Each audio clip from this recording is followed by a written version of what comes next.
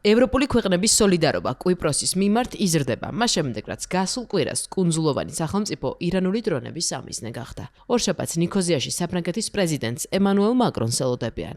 ახლო აღმოსავლეთში მიმდინარე სამხედრო მოქმედებების ფონზე კუნძულის დასაცავად ხმელთაშუა ზღვის ამ ნაწილისკენ უკვე მიემართება იტალიური ფრეგატი, რომელსაც ფედერიკო მარტინენგოს სახელით იცნობენ. ის აუზის აღმოსავლეთით რამდენიმე ევროპულ სამხედრო ხომალდს შეუერთდება, რომლებიც ევროპელებმა კვიპროსში მდებარე ბრიტანულ ავიაბაზაზე ირანის იერიშის შემდეგ მალევე გაგზავნეს. In queste ore abbiamo promosso un confronto stretto tra Italia, Francia, Germania, Regno Unito, avviando un coordinamento. Dialogi შედგა იტალიის, საფრანგეთის, გერმანიისა და დიდი ბრიტანეთის ლიდერებს შორის. არსებობს მჭიდრო კოორდინაცია ევროპის 4 საკვანძო სახელმწიფოს შორის, რათა ამ კრიზისს ერთობლივი ძალებით ვუპასუხოთ.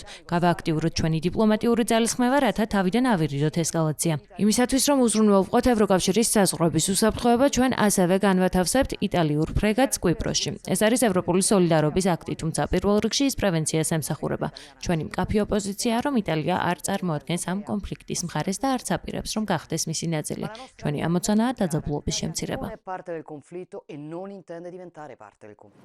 იტალიის პრემიერი ხაზს უსვამს, რომ ამ ნაბიჯმა მცდარი დასკვნები არ უნდა გააჩინოს. თითქოს იტალია სამხედრო მოქმედებებშია ჩართული, თუმცა სრულიად საპირისპირო განცდა დარჩათ ვაშინგტონში. მედიასთან საუბრისას ამერიკის შეერთებული შტატების პრეზიდენტმა აღნიშნა, რომ ჯორჯა მელონი ამერიკის მხარდაჭერას ცდილობს.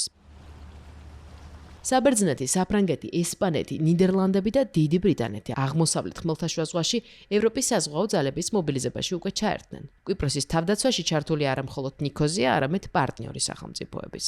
ამის დასტურია არაერთი დროშის ქვეშ მცურავი სამხედრო ხომალდი ადგილზე.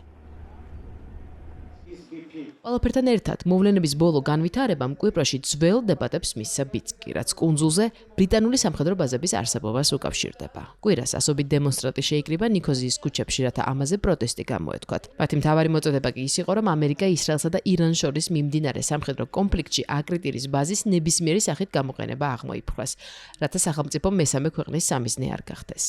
ეს არაა ჩვენი ომი, აღნიშნავდნენ დემონსტრანტების შეკრებაზე. აკრიტირის ორ ბრიტანულ სამხედრო ბაზაზე მიტანილი იერიშის გამო კვიპროსი არასტანდარტულ ზომებზე გადავიდა. მთავრობამ ძველი თავშესაფრების განახლებისა და მობილიზების ბრძანება გასცა. ინსპექტირება რამდენიმე დღის განმავლობაში მიმდინარეობდა.